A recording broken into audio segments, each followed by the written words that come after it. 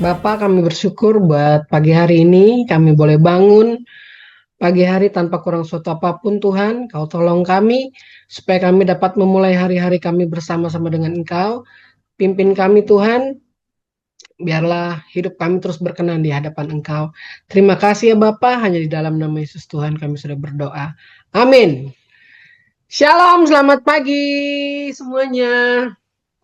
Menjelang Natal dan Tahun Baru, saya percaya kita semua punya semangat, punya pengharapan yang baru, dan tema kita adalah Ready to Serve at any time, yang artinya selalu siap melayani kapanpun. 2 Timotius 4 ayat 2 yang berbunyi, beritakanlah firman, siap sedialah baik atau tidak baik waktunya.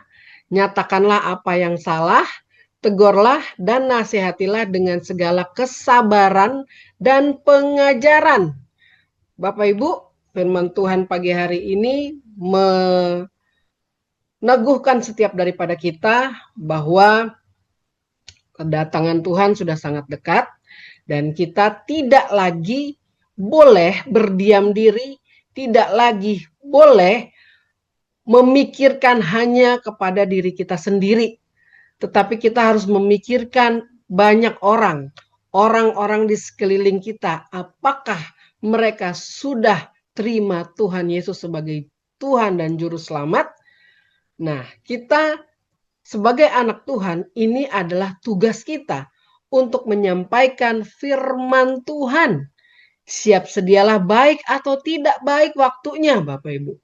Jadi kapanpun itu, mau baik atau tidak baik, kita harus siap. Dalam 2 Timotius 4 ayat 2 ini adalah sebuah panggilan yang sangat mendesak bagi kita semua orang percaya, supaya kita memberitakan firman Tuhan tanpa pikir-pikir waktu atau kondisi, aduh ntar dulu kali ya, karena lagi riweh, lagi ribet, nanti ajalah gitu ya. Tapi firman Tuhan di sini katakan tanpa memandang waktu atau kondisi, baik atau tidak baik, Bapak Ibu. Dan waktu-waktu ini sudah sangat dibutuhkan. Keadaan kita udah nggak bisa lagi leye-leye, bersantai-santai. Kita nggak tahu apakah orang di sekeliling kita sudah menerima Tuhan Yesus sebagai Juru Selamat. Masihkah kita hanya memikirkan diri kita sendiri tanpa memikirkan orang lain? Bapak Ibu, kita harus punya sikap yang teguh ya, untuk menegur, untuk mengoreksi, untuk menasehati semua orang dengan apa? Dengan kesabaran dan pengajaran yang benar. Demi apa? Demi membawa orang-orang itu kepada kebenaran. Jadi kita nggak sembarangan mengenalkan mereka kepada kebenaran, nggak sembarangan, karena kita udah belajar melalui YouTube mungkin, kita sudah dengar-dengar Edis TV mungkin, kita udah dengar-dengar apologet yang lain, sehingga kita bisa mengajarkan orang-orang lain dan membawa mereka ke dalam kebenaran. No, bukan seperti itu ya Bapak Ibu. Tetapi yang benar itu seperti apa? Yang kita alami. Waktu kita membaca firman Tuhan, waktu kita punya hubungan yang khusus kepada Tuhan, itulah yang kita bagikan. Supaya apa? Supaya orang tidak terjerumus dengan pengajaran-pengajaran yang menurut kita benar. Tapi menurut firman Tuhan belum tentu benar. Amin Bapak Ibu. Ini adalah tugas penting buat kita semua. Menuntut kesiapan dan kesetiaan. Bahkan ketika orang lain nggak mau mendengarkan kita.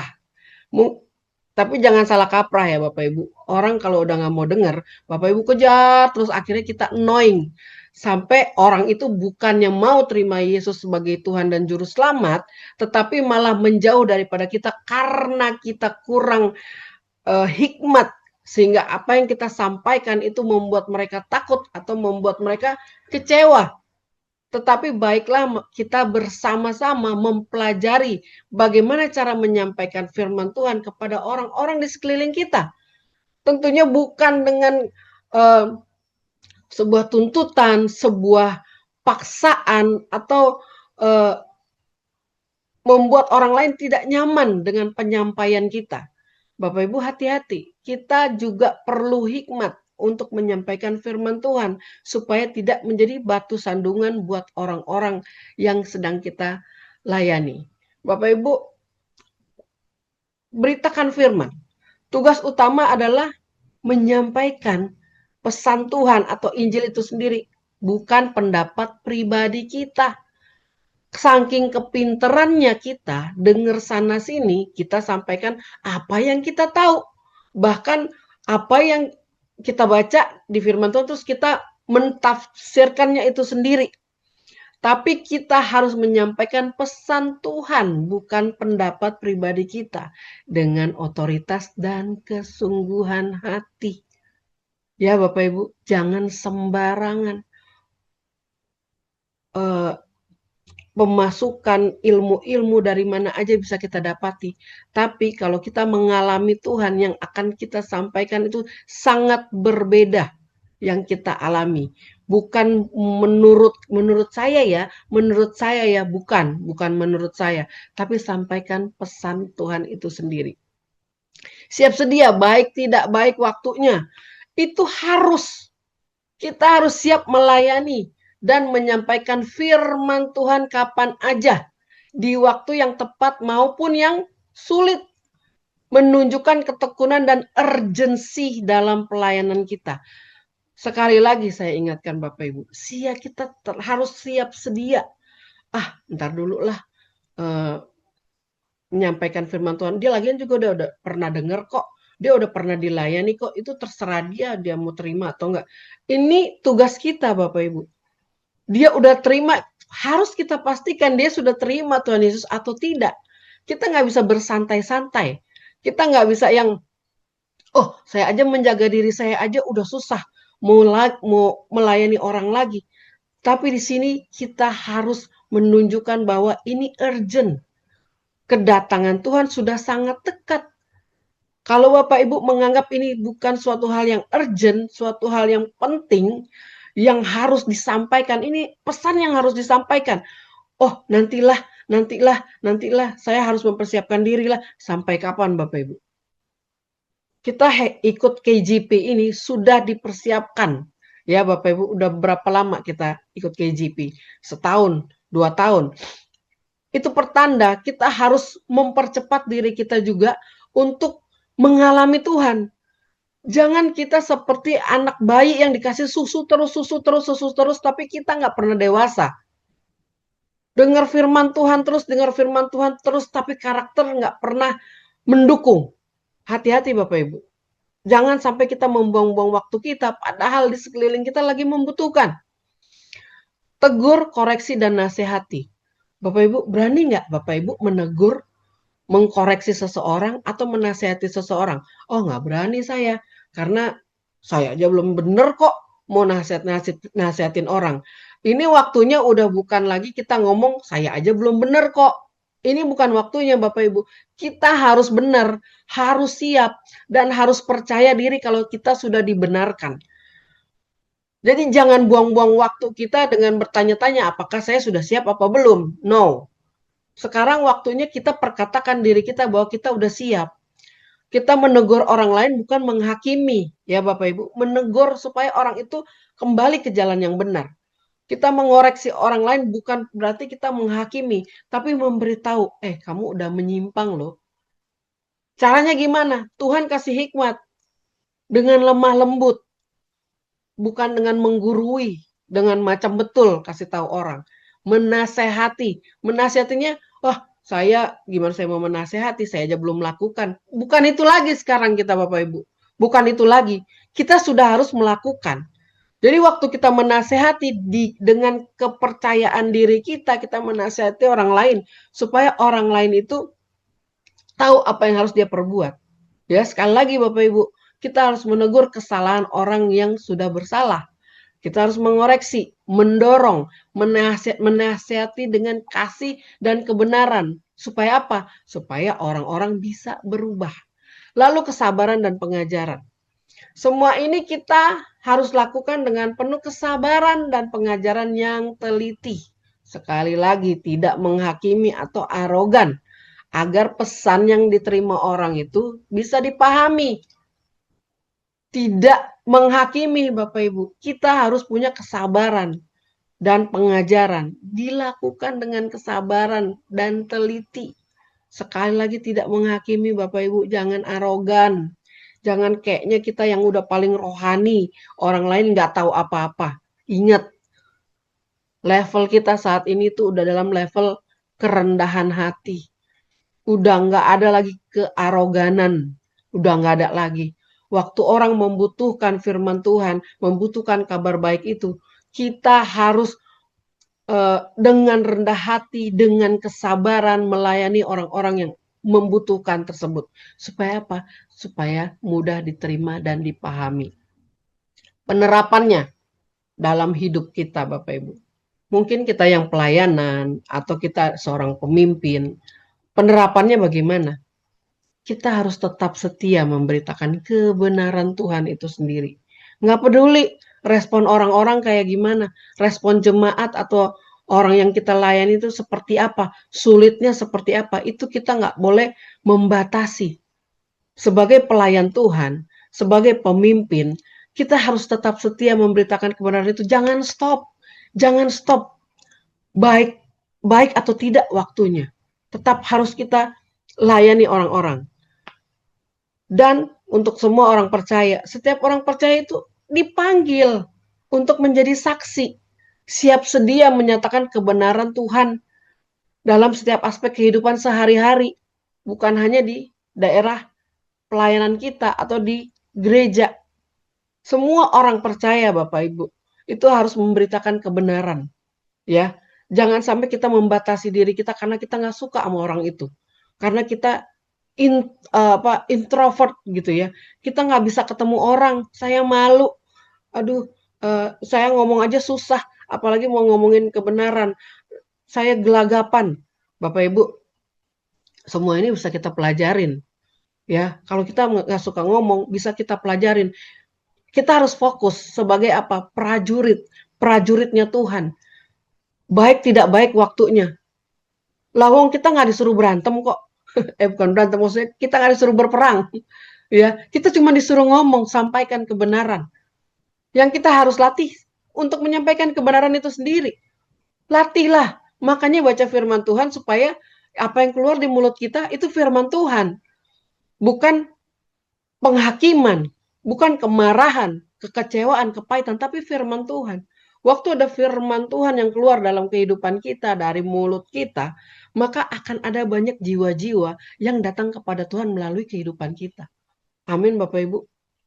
Dalam masa sulit, menjadi semakin penting di masa sulit seperti sekarang ini.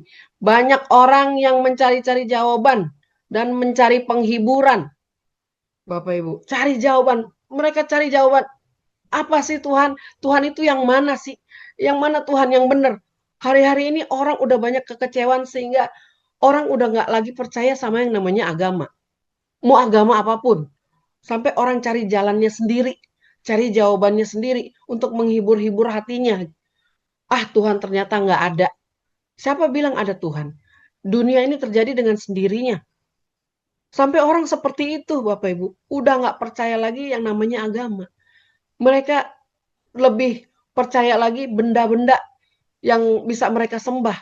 Karena benda-benda tersebut ternyata lebih punya kasih mungkin ya. Lebih bermanfaat dalam kehidupan mereka. Saking mereka nggak tahu harus menyembah siapa. Dan kita yang harusnya bertugas, kita santai-santai aja, diem-diem aja. 2 hari yang lalu, saya mendapat uh, uh, chat gitu ya di Facebook. Saya jarang main Facebook. Saya punya Facebook, tapi memang connecting sama IG. Saya jarang buka gitu. Jadi kalau ada orang kontak saya di Facebook, ya, jarang banget saya buka Facebook itu. Tiba-tiba ada orang yang chat saya di Facebook, saya langsung buka. Ini sebuah keajaiban dunia. Saya langsung buka, ada orang yang ketik manggil nama saya, Morin gitu. Saya langsung buka. Saya jawab, siapa ini? Gue, teman SMA lu. Ingat gak? Wah, di situ terjadilah percakapan. Boleh nggak gue minta nomor telepon lo? Gue mau ngobrol. Ada yang penting, kata dia. Ih, teman SMA Bapak Ibu. Dari ya ampun, udah berapa ratus tahun yang lalu saya nggak pernah berhubungan sama teman-teman SMA. Tapi tiba-tiba ini ada teman SMA saya yang memang dulu kita punya geng, punya geng dan salah satunya dia. Dia merasa urgent. Di pikiran saya urgentnya apa nih? Jangan-jangan lagi susah gitu ya. Pikiran manusia. Jangan-jangan lagi susah. Jadi butuh ina-inu atau pinjaman. Nah, pikiran saya mulai bermain tuh. Tapi entah kenapa saya sebagai hamba Tuhan seperti kayak punya rasa tanggung jawab. Jangan itu dulu pikirannya. Coba tanya ada apa. Lalu saya mulai menerima telepon dia. Dia telepon. Bapak Ibu, dia telepon saya 2 hari yang lalu itu sampai jam 3 subuh. Dan pertanyaannya adalah siapa Yesus itu? Dia adalah seorang muslim. Waktu dia nanya-nanya tentang Yesus, wah urgent nih. Seorang teman saya yang muslim tiba-tiba nanya siapa Yesus itu. Wah, saya udah mulai berjaga-jaga nih. Dia jangan sampai nelpon saya cuma mau ngajak perang doang nih. Atau mau adu ilmu. Males saya ngeladeninnya kalau cuma mau adu ilmu. Tapi waktu dia ngobrol, entah kenapa Roh Kudus menguatkan saya untuk terus kasih jawaban sama dia. Sampai jam 3 pagi Bapak Ibu. Saya kelenger. Ngeladenin dia. Segala pertanyaan-pertanyaan yang ngejelimet. Ditanya sama saya sampai jam 3 pagi saya ladenin. Biasanya saya udah males. Udahlah, buang-buang waktu gitu ya. Saya mau tidur aja. Capek ini kalau cuman mau argumen doang. Udah Bapak Ibu sampai jam 3 pagi. Besokannya dia terus bergerilya, teleponin saya lagi, telepon. Aduh ribet banget nih orang. Ribet banget di pikiran saya Bapak Ibu. Akhirnya dia memaksa saya untuk bertemu. Waktu kita ketemu kemarin kita ketemu pas kemarin banget ini ketemu. Saya udah menyiapkan diri saya nih untuk bertempur dengan seseorang yang ngejelimet ini. Jadi Bapak Ibu, ternyata dia ini indigo. Ya, dia seorang indigo yang bisa punya penglihatan. Ya, Bapak Ibu sekali lagi indigo itu bukan dari Tuhan, ya. Indigo itu dari si iblis. Dia bisa menunjukkan apapun gitu ya. Jadi saya harus berhadapan dengan seorang indigo yang dia bilang udah ketemu Yesus, udah ketemu Bunda Maria, udah ketemu Lucifer, semuanya dia udah ketemu, Bapak Ibu. Jadi saya harus ketemu sama orang ini berhadapan langsung.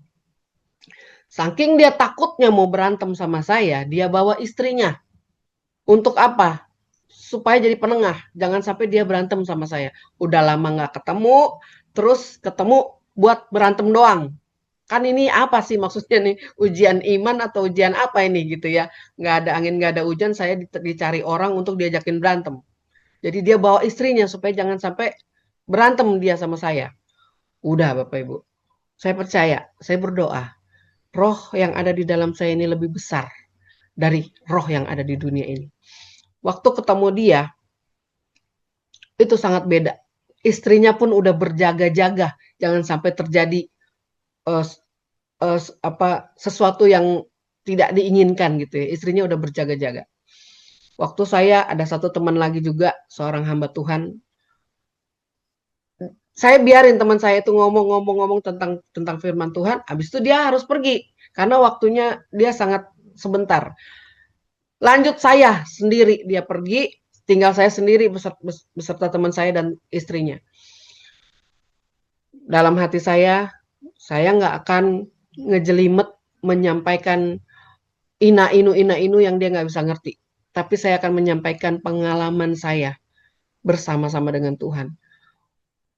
Waktu saya sampaikan pengalaman saya dengan Tuhan, Roh Kudus bekerja sedahsyat-dahsyatnya dan sehebat-hebatnya Bapak Ibu. Kita nggak sadar, kita ketemu dari jam 1 siang sampai selesai mall tutup sampai jam 10 kita selesai. Bapak Ibu, Itu Roh Kudus bekerja luar biasa. Jadi, teman saya ini udah siap mau bertempur dengan saya.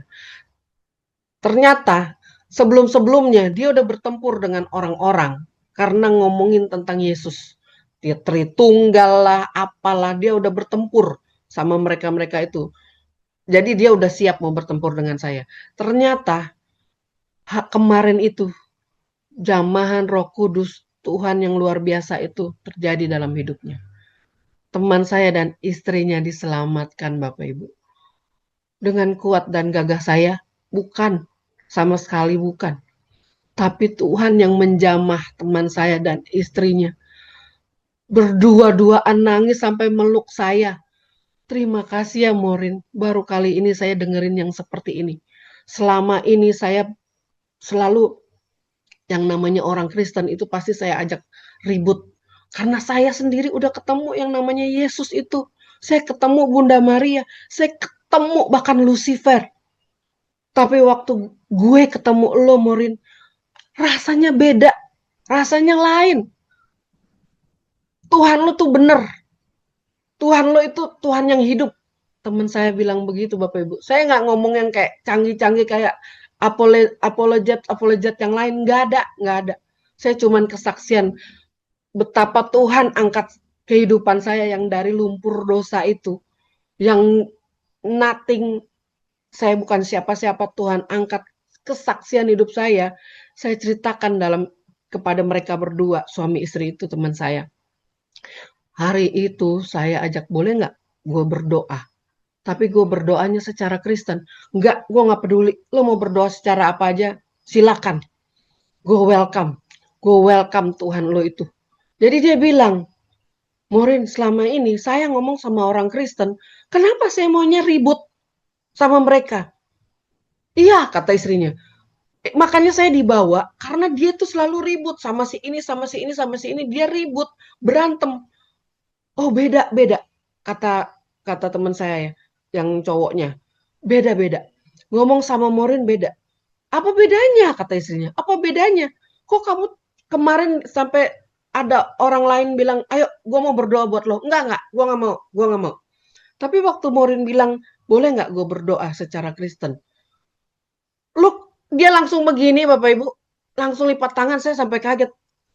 Dia lipat tangan loh gitu kan. Dan dia bilang, serah Morin, lo mau berdoa cara lo apa, gue yakin Tuhan lo tuh Tuhan yang hidup. Dan dia nangis sampai kayak apaan. Sampai aduh saya tuh, dalam hati saya, Tuhan, ternyata saya berguna juga gitu ya. Maksudnya ini orang-orang udah serem lah ya, kalau saya mau bilang serem lah, orang indigo gitu. Dia bilang, sebelum saya ketemu kamu Morin, saya udah tahu apa yang akan terjadi. Sampai gitu-gitu. Wah, dalam hati saya nih orang mau adu ilmu nih kayaknya nih. Enggak. Gue bukan orang pinter, bukan orang canggih atau apapun gitu yang untuk diajak argumen. Tapi saya cuma mau menyampaikan kesaksian hidup saya bersama-sama dengan Tuhan. Dan Bapak Ibu, saya boleh bersaksi. Saya ngeladenin dia dari jam 12, dari jam 1 siang sampai mall tutup, sampai jam 10, sampai pegel. Bahkan saya mau ke toilet aja saya tahan, saking urgentnya Bapak Ibu. Saking urgentnya. Saya bisa tahan duduk berjam-jam sampai teman saya, lu nggak mau ke toilet? Mereka udah bolak-balik gantian ke toilet. Saya nggak ke toilet Bapak Ibu. Saya bilang nanti aja sekalian pulang.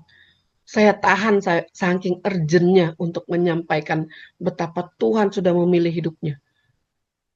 Dan hari itu 2 jiwa diselamatkan Bapak Ibu. Mereka punya 4 anak.